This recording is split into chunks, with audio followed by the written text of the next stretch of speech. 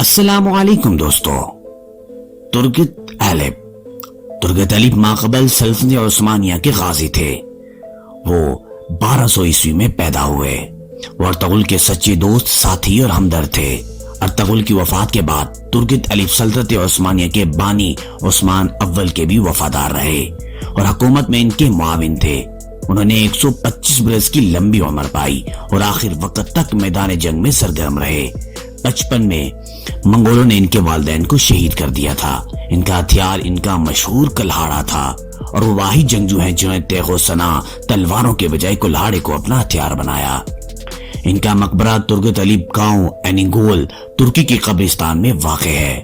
Ertugrul Ghazi کے مقبرے کے باہر ترگت علیب کے نام سے منسوب ایک اعزازی قبر بھی ہے جو ان کی اصلی آرام گاہ نہیں ہے.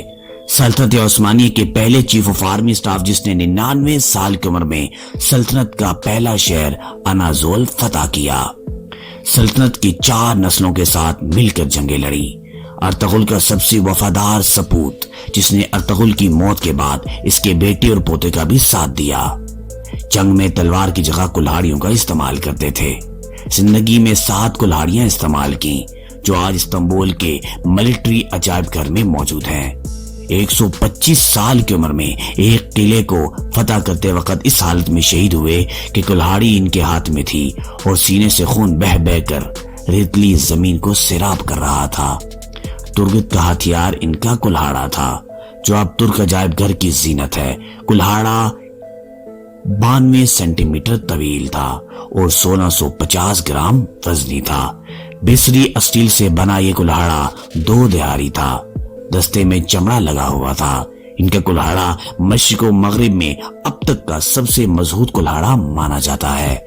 ترک ٹی وی چینل TRT نے دلش ارطغرل نامی ایک ٹیلی ویژن بھی کا سلسلہ بھی شروع کیا ہے جس میں ارطغرل اور سلطنت عثمانیہ کے واقعات پر مشتمل ہے. اس میں ترگت علیب کا کردار ایک ترکی اداکار نے نبھایا ہے اور انہوں نے اداکار بہت اچھے سے نبھایا ہے. پاکستان ٹیلی ویژن نے بھی دلش ارطغرل کو اردو ڈبنگ میں بھی پیش کیا ہے اور یہ آج تک کا سب سے مقبول ڈرامہ رہا ہے. مزید انٹرسٹنگ ویڈیوز کے لیے ہمارے چینل کو سبسکرائب اور بیل آئیکن کو پریس ضرور کیجیے گا تاکہ ہر آنے والی ویڈیو آپ کو بآسانی مل سکے.